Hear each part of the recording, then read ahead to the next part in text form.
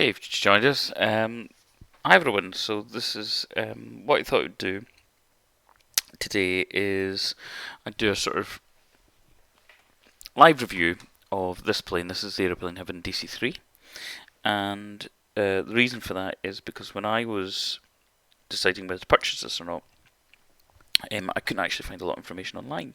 The only video I could kind of find online was the one that the guys and girls at Airplane Heaven actually made to describe the startup process, which I still haven't mastered, might add.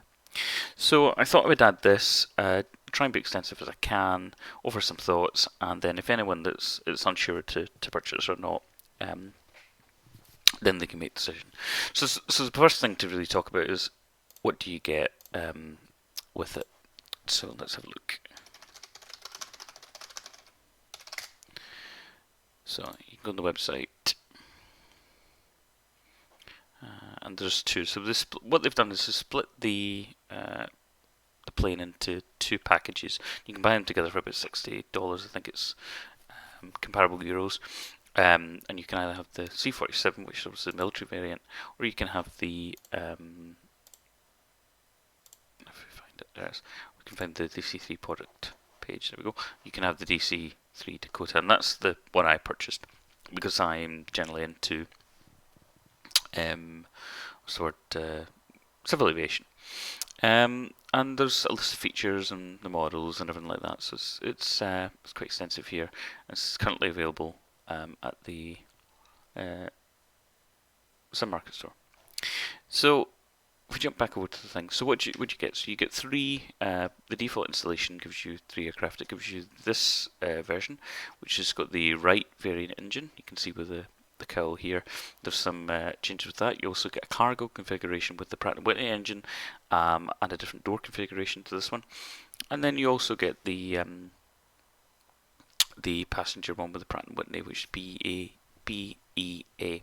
There was a hot fixture list for this to tie in with the F1 GTN, but I can't actually get the GTN to work in the cockpit, and we'll talk about that in a wee bit later. But it does work if it's installed and works quite well. So in terms of the kind of panels outside the cockpit you get, so let's have a look. So we have this, and you can do a cargo paratroopers drop if you've got that there, and you can set cold and dark. When you load it and the engines are running, you can change your eye point in the cockpit, default GPS, a sextant, which is they've incorporated this free sextant, so if you want to try and navigate by stars or position in the sun, then you can, and of course here's my GTN there. This is the shiniest one, so I thought it would be the one to show you. So let's jump in the cockpit and have a look around there. So the modelling this is really, really nice, and when the engine is running, things like this compass, which you can see is tied on with these straps, vibrate, as do all the handles and everything like that. If I zoom to 0.5, which I normally do, you can see that the level of detail is really good. And almost everything is functional. The emergency hatch doesn't work. Another thing that I was a wee bit disappointed about is when you open a window, there is no noise difference. So when the engine's running, actually it remains the same volume, but the windows are usable. One thing they have included though is rain effects, using the True Rain or True Glass, sorry, TFDI technology, and we have working wipers, which you can see here, and they're powered by hydraulics through these systems. If we nip back outside, we can have a look at our options in terms of. So exit 1 is tied as these. So these are the battery compartments. The pop down and the GPU plugs into that. This is the pilot's access door, and these ladders come in. And you can see that activates the chocks and the fire extinguishers. If you come to the back here, depending on the configuration as well, you can click on the handles. That'll open up the cargo door. It's quite nice there. You can see all the passengers' things. And over here, you've got the passenger door. You can open that as well. And if I don't have, but if we zoom in a bit, you can see that the attention to detail is really high. You can see that the crockery here and the coffee makers and things like that is really high. And you can see different materials Presumably, but it's different materials in the door and attention to detail in that sense. So they've gone to a lot of effort in order to represent the aircraft, which is really nice.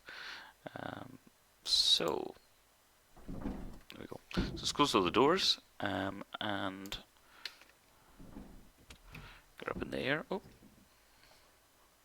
it's GPU running.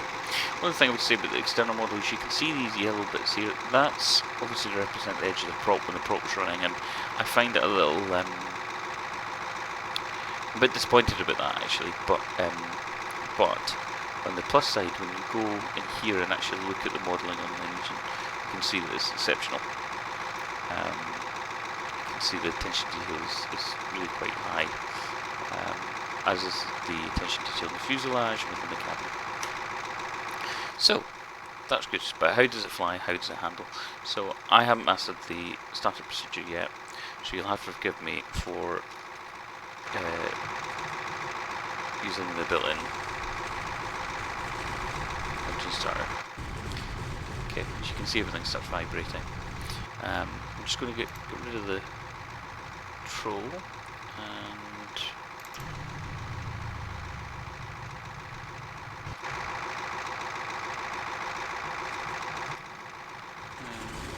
go over to the co-pilot's position, and I'm just selecting the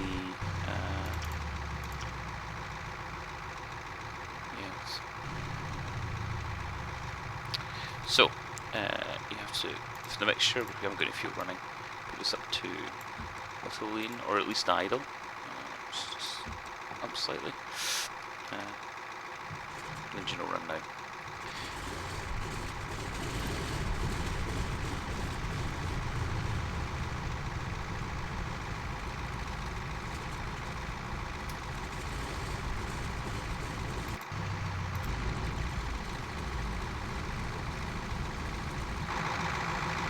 There we go. We can turn off the GPU. Just check the batteries on. The batteries on. Position lights.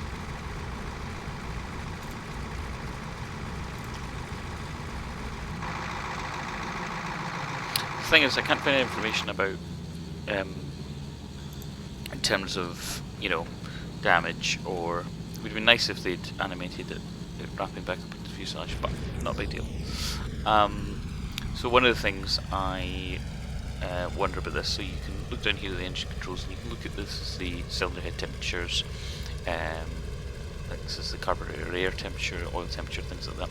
And you can also look here, this is the authentic way of seeing how much fuel you have, which according to this is nothing. So let's have a look. The sim, yeah, we should have full fuel. So there's obviously something I've not turned on. And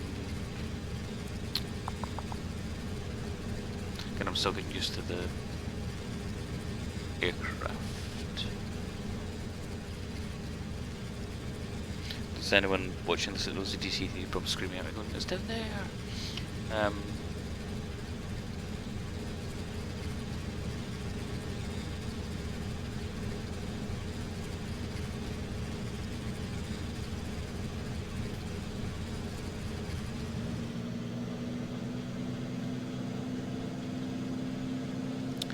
There must be an avionics switch.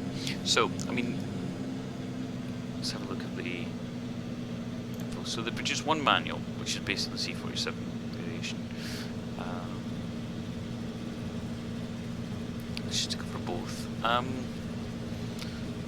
of wish they'd done one separate for the DC-3, but you know, it's a lot of information, and I understand the work that has to go into it, so I'm not going to complain too much. So this section of the manual is really good because it goes through what each part of the cockpit does, and it's clearly labelled, really useful.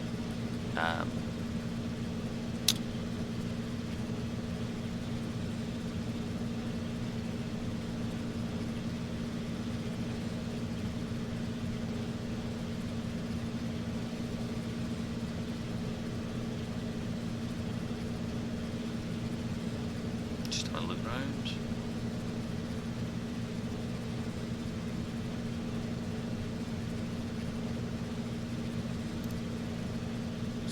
Inverters. Auto.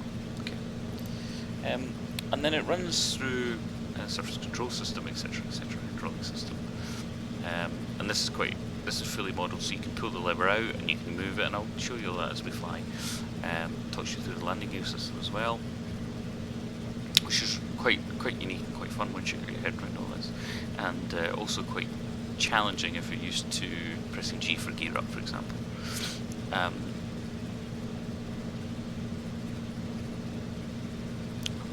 Just to make sure that electrical system, 2 engine driven generators, there's a master battery switch mounted in the upper left panel, so off.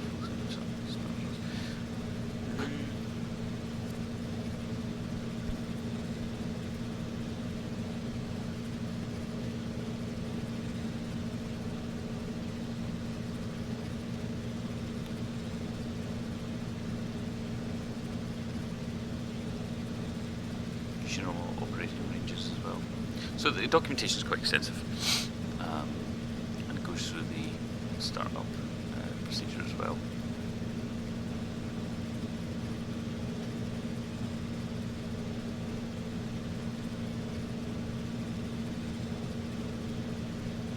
Okay,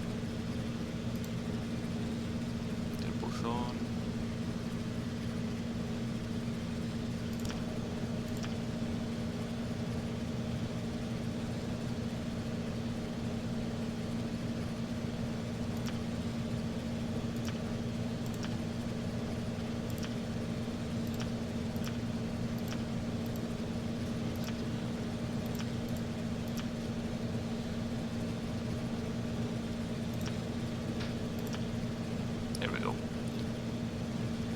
There we go, so that's fine, so that's sorted.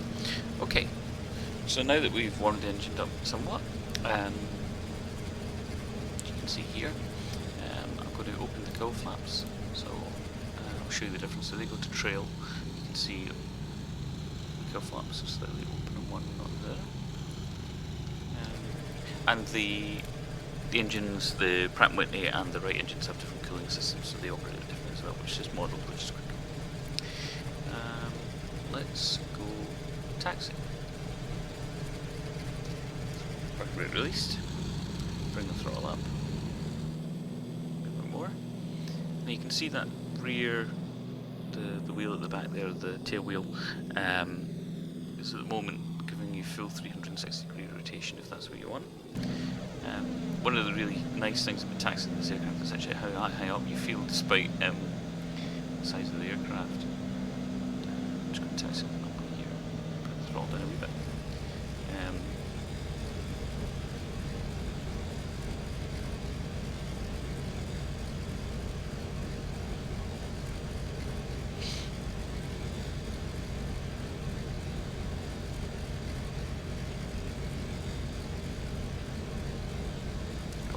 And it's got the Sperry autopilot here as well, which is modelled, so I just always make sure that the compass and the compass and the autopilot are aligned in this part. And when we're lined up the wrong way, I'll make sure our heading's set for that. We can activate that once we're up. What we're saying about the engines is I haven't overheated them yet to know whether that has an actual a tangible impact in terms of flying. That's something we may try out. See if we can break it. So the context for this, I fly so for example, where does this kind of sit in terms of complexity and things like that? Well, I really like A2A, so I fly loads of A2A aircraft, which do wonderful piston engine simulations, including on the L049 Constellation, which I fly. And if that's the Thicone is at number 10 in terms of the scale, I said this is 7 or 8 in terms of quality and modelling. It's excellent. It's really fun to fly. It looks great, and then as well, thinking about the Manfred Jan freeware, because I was flying that before I bought this, and so you might ask yourself, well, if I get the Manfred Jan freeware, why would I buy this? And I think the thing is, this is much more polished. The Manfred Jan is a great plane for the sims. It's great functionality. It's amazing. It's freeware, but this is more fully developed and kind of authentic, and I find it more fun to fly, to be honest. So I'm just going to put the mixtures up to auto rich, sure that's put there. There we go. Oh, let's go into emergency. That's not what I want. See, it moves in 3 dimensions, so sometimes you have to click it inwards. And this is up. Low blowers on, carpets we don't need, and I'm just going to put the brake on while we throttle up.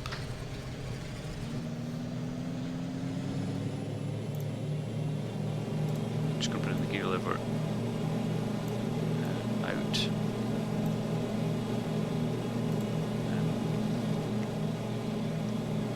Okay. Landing lights on. There's landing lights there and there. Let's see where we go.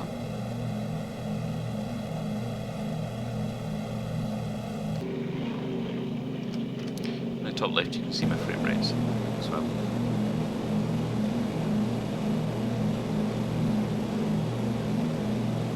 Okay. Here we go.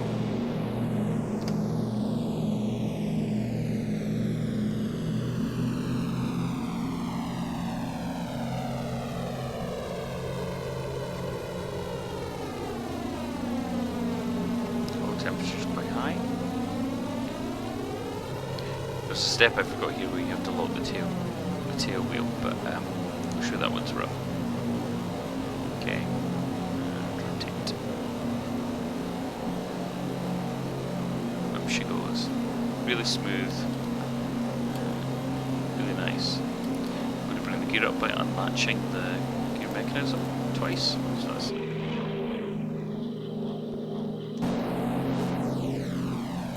moving that out.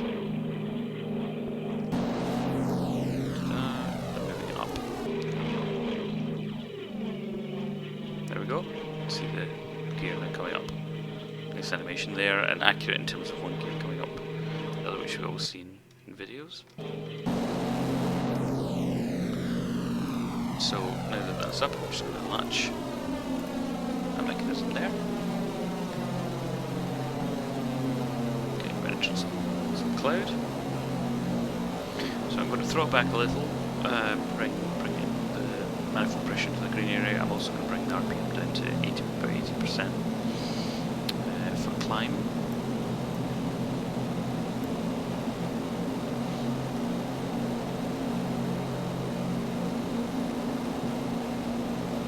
Which is really nice to hand fly. Landings now. We're going to wait above the cloud layer and then we can do some manoeuvring and things like that. I'm going to lock the tail wheel, so it's this green thing under here, and I should say that all the click points in this are really good. Like, you don't accidentally click one thing for the other. So that'll lock the tail wheel.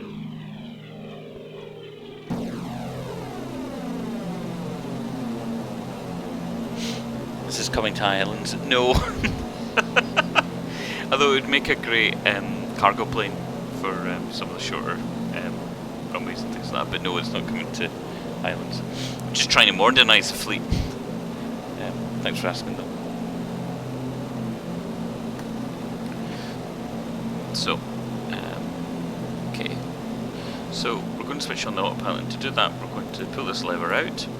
We're going to move it round to the gyro position, which you can see described here.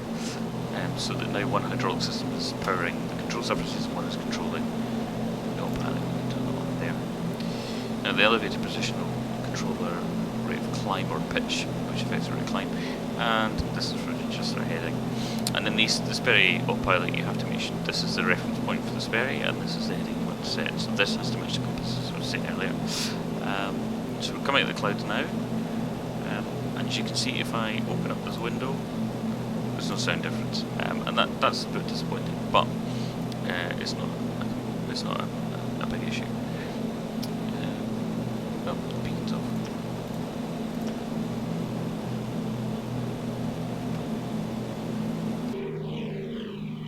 There you go, and it just looks beautiful. Flies really well.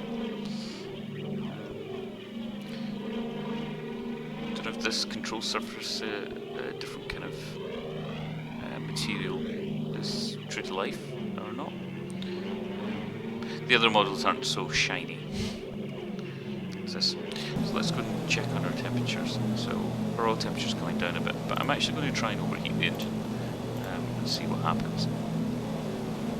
So I'm going to advance the throttle. We're going to put the RPM up, and let's see what happens. Temperature should start to rise. You can see the oil temperature's going up again to 75 degrees. You see it rising.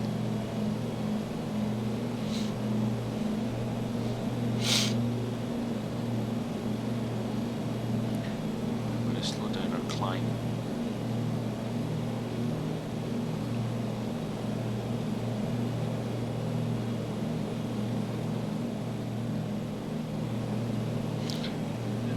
Start the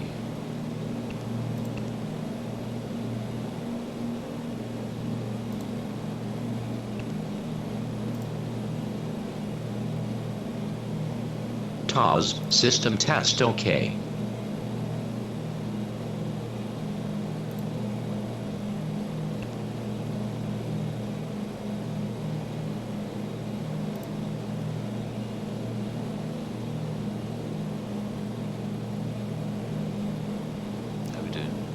The oil temperature is coming up, but I can't seem to overheat this part. 183 degrees.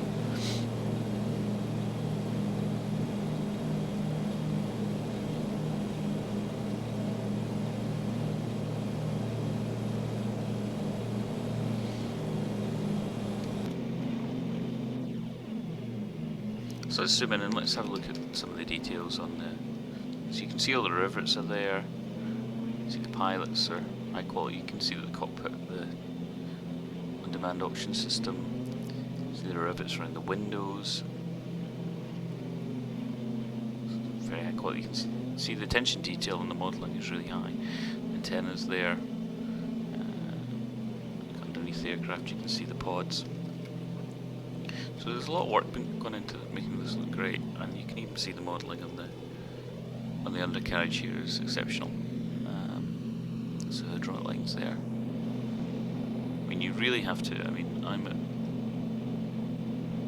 you have to go beyond 12 times zoom to start seeing any kind of blurring of the textures or anything like that on the wheels. And then you can even see inside the wheel there they've even done PBR in there. So really high quality. You see the lights underneath there. Zoom in and look. You can even see the seats in the cabin as well. So beautiful job in terms of the modelling.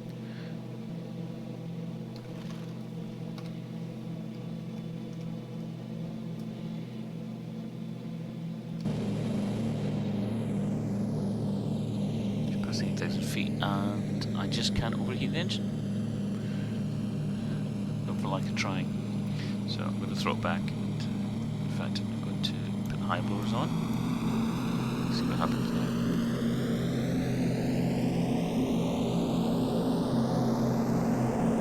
So layer models were added with the high low blowers, and that's what you've got here. Those that fly the Connie or any kind of prop from that era will be used to these.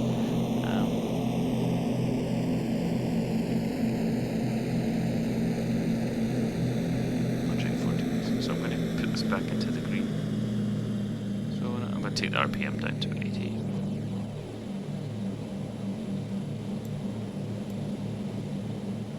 So what have I been using this for then? Like, you know, what would I recommend this for? And I think if you are into, hi look Scott, if you're into, you know, if you like bush flying, low and slow, period aircraft, that kind of thing, then it's a good choice.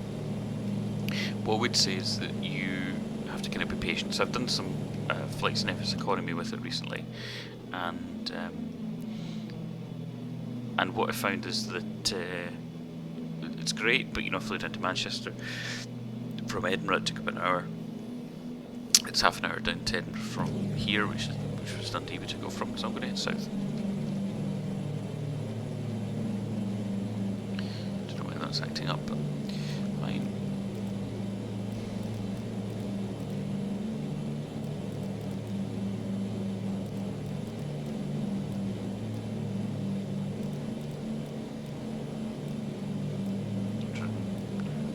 Degrees.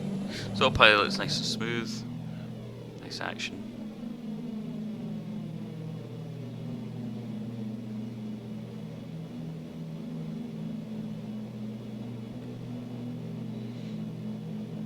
If anyone's watching, does anyone have any questions? You can see as well in terms of attention detail the radio antennas here as well. It's really, really nice.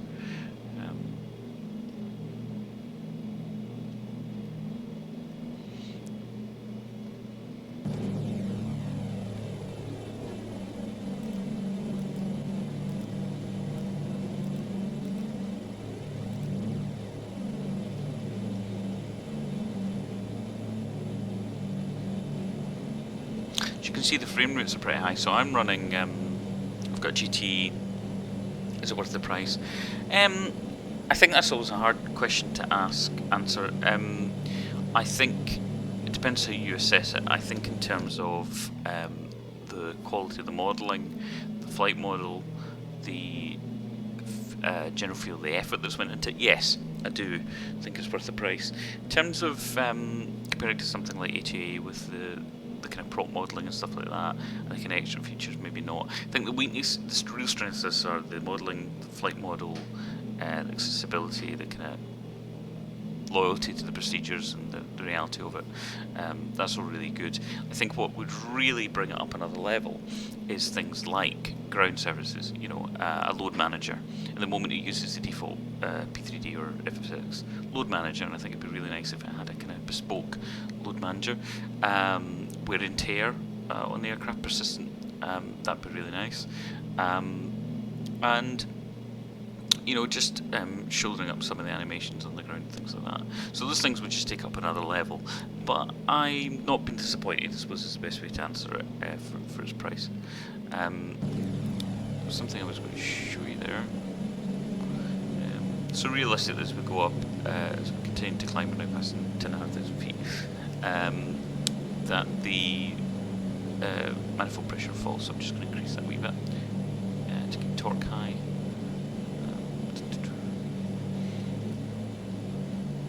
And I'm going to bring the engine temperature down a little.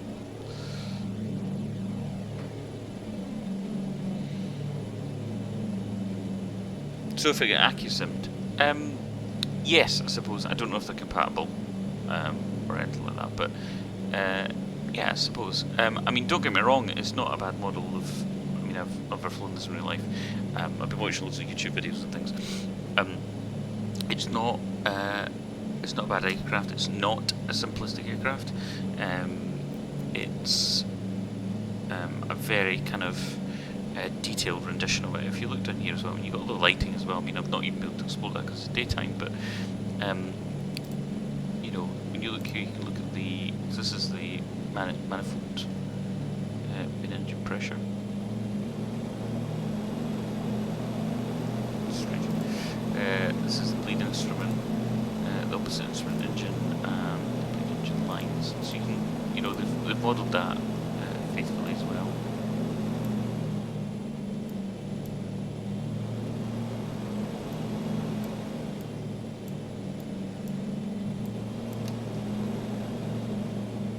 There, so there's a couple of glitches which they need to sort out. The sounds are very good as well. You've got the ATA B17 and the Airplane Heaven B17, both are good, but the realism makes the B17 shine. Yeah, I think that's fair. I think if the engine modelling on this, I said, had persistent wear and tear, was really sensitive, if it was misused, that kind of thing, then I think it would bring it to another level. But maybe that's not what they're going for. I think if you want a bit slow flying, you want something to use. I mean, I'm running, so I was going to talk about frame rates, so I'm currently running Active Sky. You can see the amount of cloud that's about. I'm also running True Earth Group at North, and the frame rate stays in, as you can see in the top left corner here, we're up to the 60s. Even in the cockpit, you're jumping between 30 and 60 frames, even with this amount of cloud, even with True Earth Scotland, True Earth Group at North. and that's absolutely fine. I did find some lag when you get near populated areas and there's autogen loading. I did find the frame rate drops, but that passes once it's loaded. So if you're running the default sim with some scenery that's not as demanding as something like Orbex True Earth, then you're going to be absolutely fine, I think. I am, for context, I'm running an i5 processor with a GTN, an NVIDIA 1060 Ti, 6GB, and 16GB of RAM, if you want to kind of benchmark it. So let's see where we are. For some reason this isn't normally happening. I wonder if it's because I'm filming, but the GTN is running a bit slow. I don't want the sim crashing, so I might be a bit sensitive to it. I don't know why it's doing this. Okay, I'll just have to do manually. Let's ascend and go over to Dundee and attempt to land.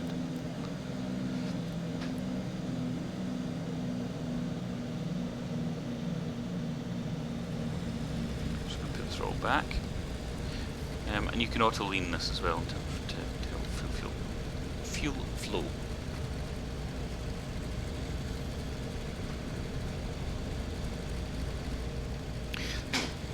I think one of the things I really enjoy about this is how much of the nose you can see. And it's quite a cosy cockpit, because when I got this I thought, should I really just be flying my Connie in terms of the extra expense and things like that? But it has a totally different feel. You'd fly totally different routes. Right.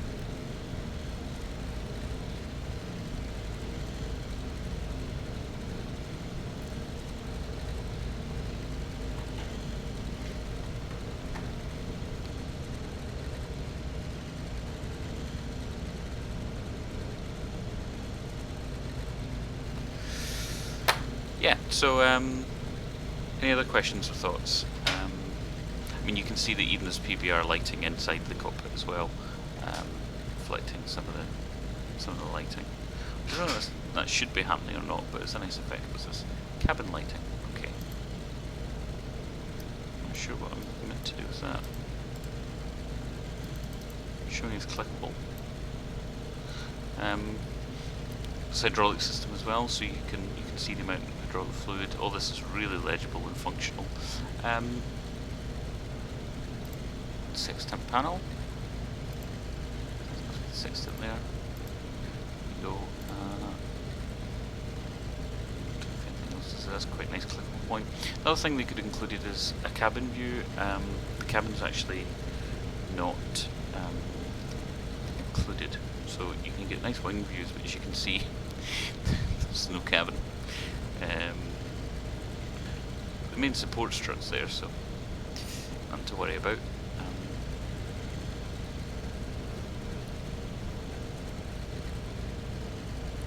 Have you got background noise, or is it the aircraft making sounds? There was a little bit of background noise a minute ago when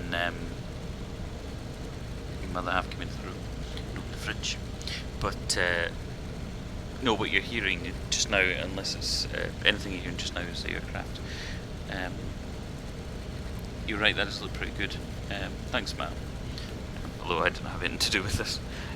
So as I say, it was difficult for me to decide whether to get it or not, because there was little information on board online. So I wanted to make sure I had that. So really nicely modelled. Go back in here. Right. So I mean, I can't see a thing in this cloud, and my GPS is working. So we'll see how I go on with this. So I've throttled back just now. So I'll talk you through the process for, now bear in mind I'm still learning this aircraft, but you can put that out of the road. You've also got the fire system under here if you need the fire panel, which is quite good. But there's a latch that holds this lever down. You have to unclick the latch and then pull this up to the second position, and that will allow you to then move the gear handle. So it's really a two-person aircraft, even in the sim, because it means when we approach, I said, okay, gear down, I have to actually go down here and go, okay, click this, move that down, and it adds, it's nice that there's realism. You can also just press G, you know, if it's mapped that way, but you'll see me flitting about my views, and try and sort that out shortly. See if we can increase the rate set a wee bit. I don't want to dive bomb down. I was hoping for some rain. We could see how the rain effects, the glass effects work.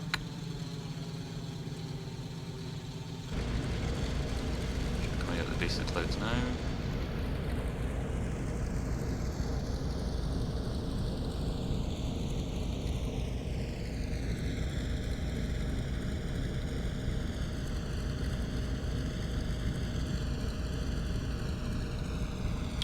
Well, let's see where we are.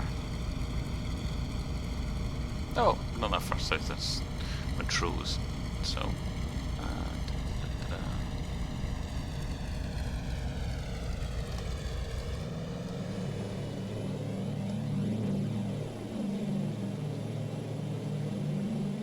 if the next one can I hold you a particular altitude?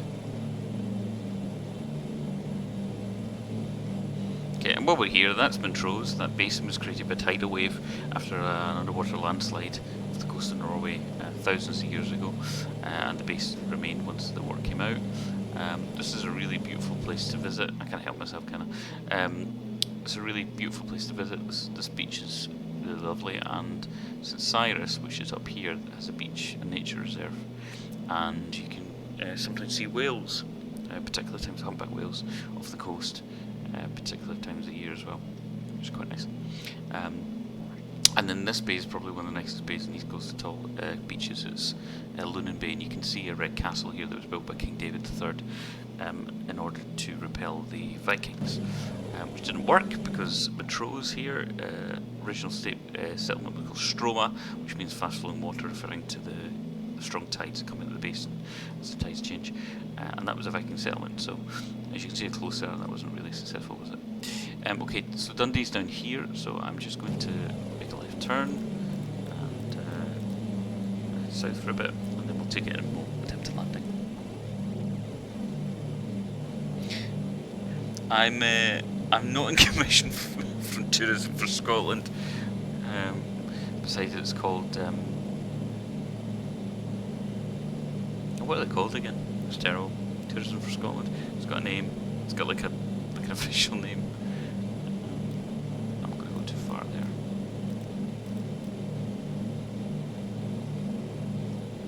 A bit of turbulence as we're hovering around the.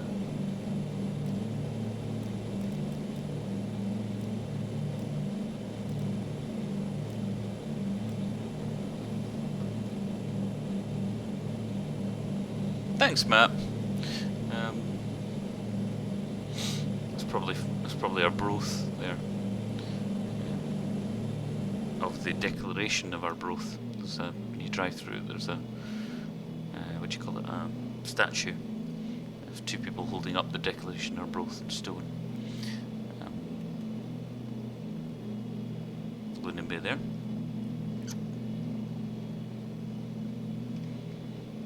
See if we can bring us down a wee bit, because now we are descending, so just slowly.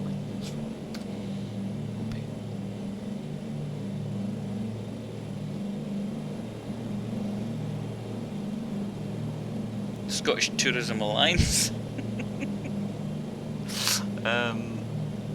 Visit Scotland. It's called Visit Scotland. I know I don't work with them, and I'm not affiliated with them in any way, and yes. Okay. So I mean we're cruising along here at this is miles per hour rather than knots, which I find quite disconcerting because I'm comparing it to knots and going, oh, we're travelling at 109 knots. This is slightly high for the the aircraft, but you can see how slow it is. So it's comparable to flying in a you know, the Bonanza or even a Cessna. And what I found really strange was, so I did some research in forums and things like that about the speed of the aircraft and how it should fly. And one of the things somebody was asking, you know, is that it's what do you call it? It's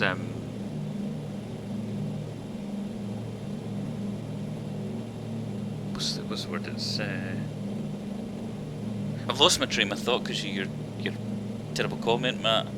Everyone's welcome in Scotland.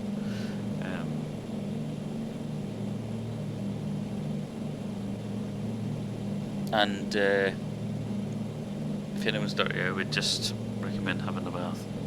Anyway, what's the saying, Cessna? Yeah, so it was like, how can something this size fly so slow? And it does feel kind of intuitive when you're flying around in it. You're like, right, I should be going faster to stay in the air, but it's fine.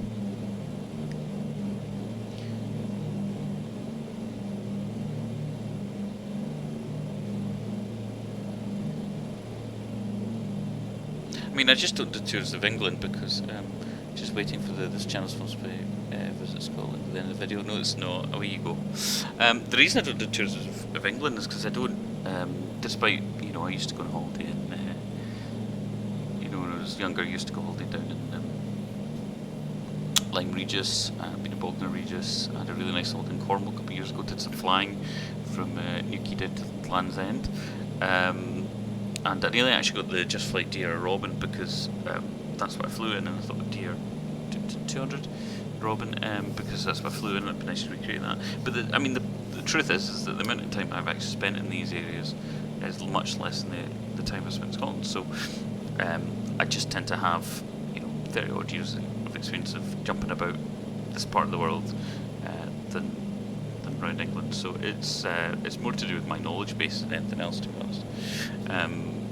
And I visited Birmingham for constantly every second weekend or every weekend for about 4 years because my partner lived and studied there. So, you know, it's just to do with the amount of information I've got and how often I visit places.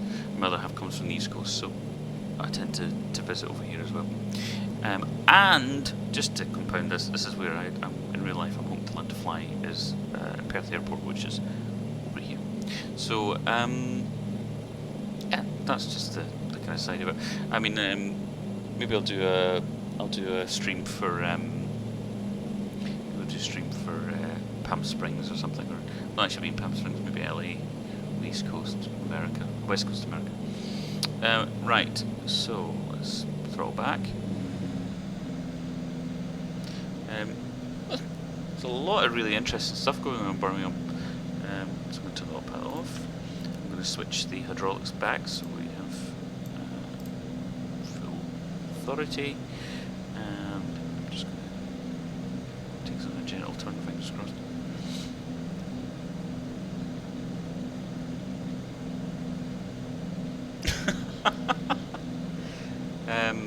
No, I thought there's a lot of really interesting stuff going on in Birmingham.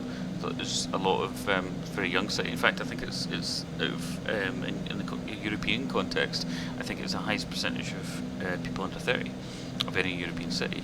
The other thing is that so you didn't expect me to know statistics, there you go, and they have a really lively food scene. You know, things that they did with Dining Club, and a lot of people kind of starting up their food business get stalled there and do that. And one of the if you're in Birmingham, you go near Birmingham from anywhere in the world, when everything's over with COVID, the best thing to go for the best burger in the world is Original Patty Men, which is down past Moore Street Station under one of the railway arches, and I think they started off with the Dining Club as well.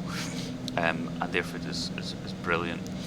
Things like the Wilderness, really interesting cooking.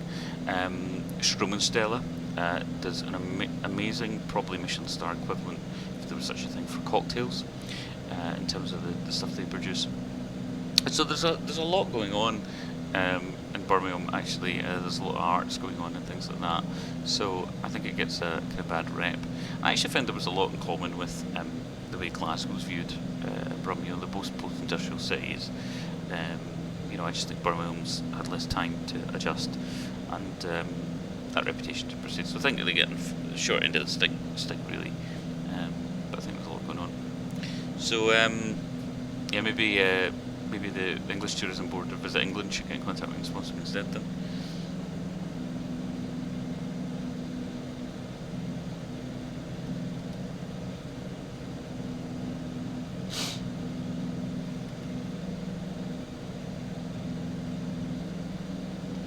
Lookers Air Force Base over there, well, behind this pillar. It's Lookers Air Force Base, that's St Andrews in the distance. And I'm going to try, you know, Just Flying have their Hawk, which is free to fly for April. I'm going to try that out. It's some low and fast flying. So, how are we doing at the moment? We're at just 2,700, so I'm going to throw it back a little and bring the nose down myself. A little bit of altitude. Trim for the descent rate, taking a hold of that. It's quite interesting having this pillar in front, directly in front of your eye view, but you kind of get used to it, and also you can adjust your eye position if you want. But I wanted to keep my eyes in the middle of the seat where they would be in real life.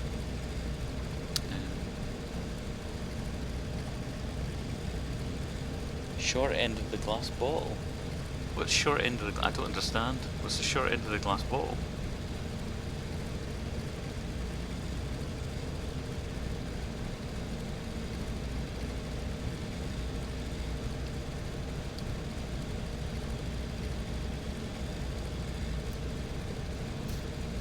It just sort of almost glides, you know, it's really nice.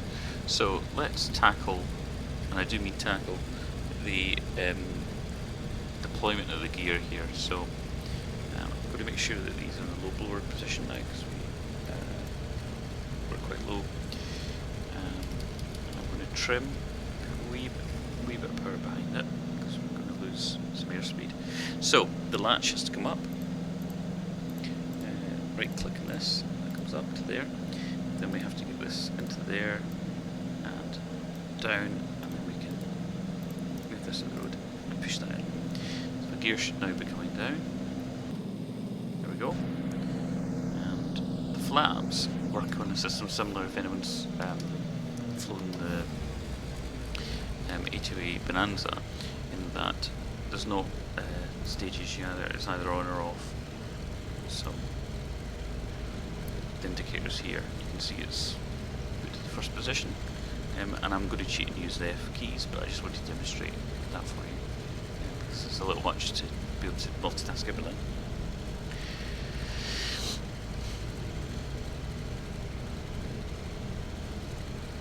And unlike when you're flying like, you know, a 737 or something like that, because of this thing in front of my eyesight, I actually try and imagine the centre of the aircraft. There we are. Imagine I'm guiding the centre of the aircraft in 500 to my eye view. Yeah, 500. Let's drop the airspeed a bit more. Flaps down another notch. You can see the model, the animation of the flaps is really nice. I did disable. I had, see, I'm getting 30 frames here. I disabled Dundee, Orbix Dundee, because I was getting 15 frames a minute, second. Sorry. A minute. Oh, we're going to hit the tree. Stalling speed for this, which is included the manual, I think when the flaps, depending on weight obviously, about 80, you can take it down to about 70 miles an hour.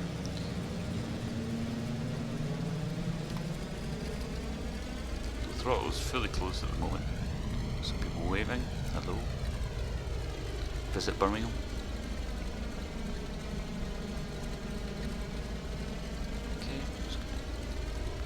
Descent a wee bit, and oh, bump, and then you want to put the tail wheel down, hold it down, and use some brakes. But you know, the airspeed's so low that she just, you know, she's quite a delight at that point. We can taxi around, and then going to unlock the tail wheel, bring the gear up. Put the landing legs on, so never mind about that. And we take it around the park.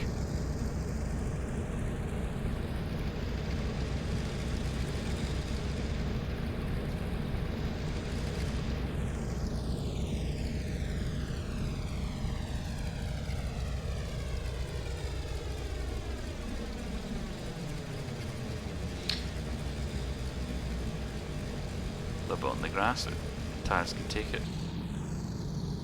I hope.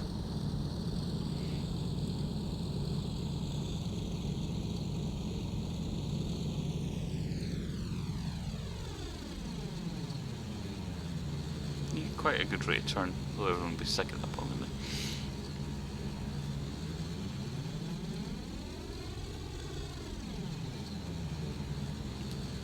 Showing off the steering.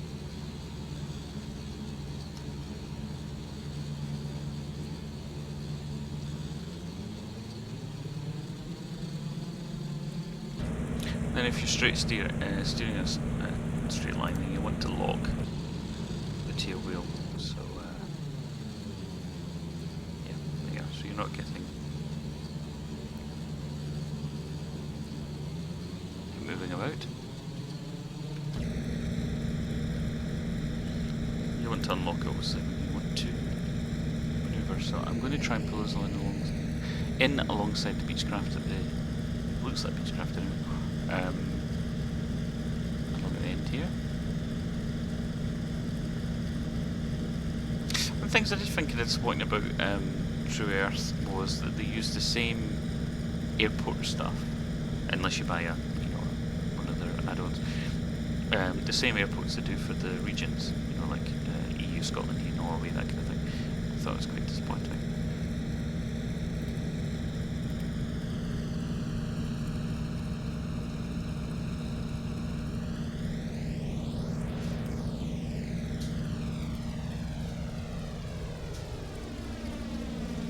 If you get dependent throttles, you could probably use engines to help you around.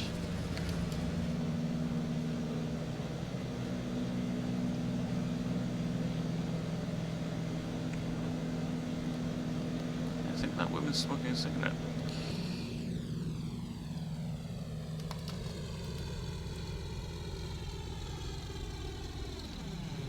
The throttle, bring it a wee bit forward.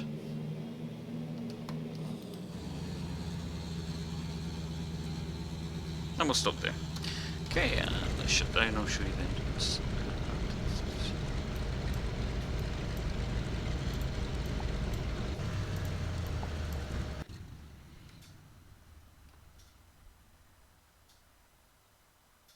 There we go. And as I did up at Dundee, I'll show you some of the ground features.